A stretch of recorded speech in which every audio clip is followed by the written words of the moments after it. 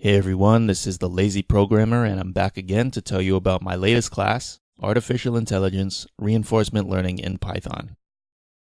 When people talk about artificial intelligence, they don't usually mean supervised and unsupervised learning.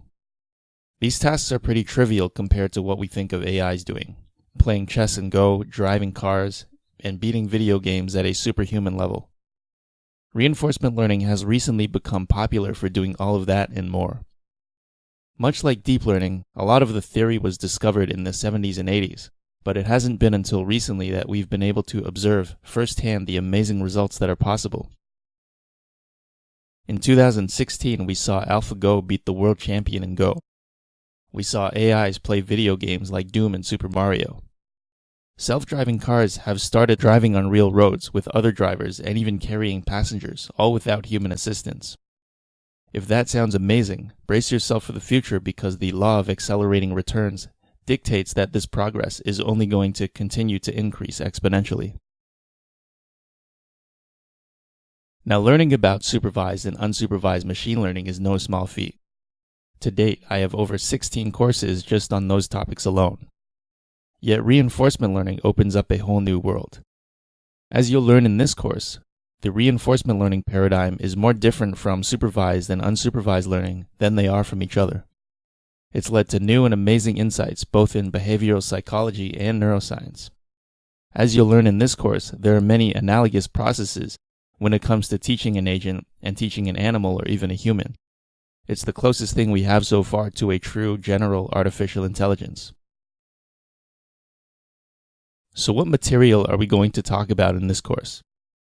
What I noticed in reinforcement learning is that there is a huge gap between what you learn theory-wise and what you do during programming. The theory is super abstract, so it's important to continuously think about how it actually applies to doing AI tasks like controlling a robot or playing a game.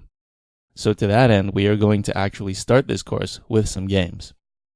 The first game we'll consider is slot machines. This picks up where my Bayesian machine learning course left off. We did the same example there in terms of click-through rates, but in this course you'll see the concept can be generalized to any kind of distribution. Slot machines, or the bandit problem, as it's known in reinforcement learning, will introduce us to an important concept called the explore-exploit dilemma. We'll discuss several techniques for making trade-offs between exploration and exploitation, including the epsilon greedy method, UCB1, and a Bayesian online machine learning technique.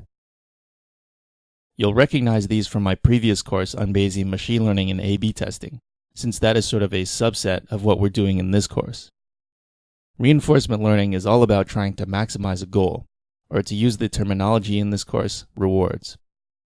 In A/B testing, the reward is a click on your advertisement or a conversion in your e-commerce store. So you see how that's a subset of reinforcement learning, where the game can be any game, not just running advertisements or e-commerce stores. And the rewards can also be anything, from learning how to walk to achieving the high score in a video game. The next game we'll play is a simple game by the name of tic-tac-toe. We're going to start very low level and come at it from the perspective of being a first-year computer science student. We'll ask ourselves the question, how would I code a game-playing agent that will never lose tic-tac-toe? As you probably already know, there are only a very small set of rules that you need to follow in tic-tac-toe in order to never lose. After going at it the naive way, we'll introduce the reinforcement learning way of doing things and code an agent from scratch that will train itself to play tic-tac-toe. In the following sections, we'll introduce the central framework for solving reinforcement learning problems, known as the Markov Decision Process, or MDP. MDPs will allow us to formalize and abstract all the concepts we learned about in tic-tac-toe so that they can be applied to any game or scenario in the real world. Then we'll introduce 3 separate but related techniques for solving MDPs: dynamic programming, Monte Carlo methods, and temporal difference learning. All these 3 techniques look very similar, so I think what you'll find interesting is that the hard part is actually differentiating between the 3. In the last section, we'll do a little bit of a teaser and introduce what are known as approximation methods. The disadvantage of the previous 3 solutions to reinforcement learning is that they don't scale to large state spaces, or in other words, environments where you can find yourself in a large number of different states.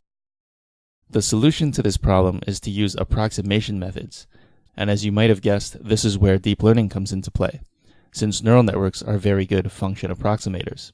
While we won't explicitly cover deep learning in this course provides all the techniques required to plug in your deep neural networks into your reinforcement learning agents.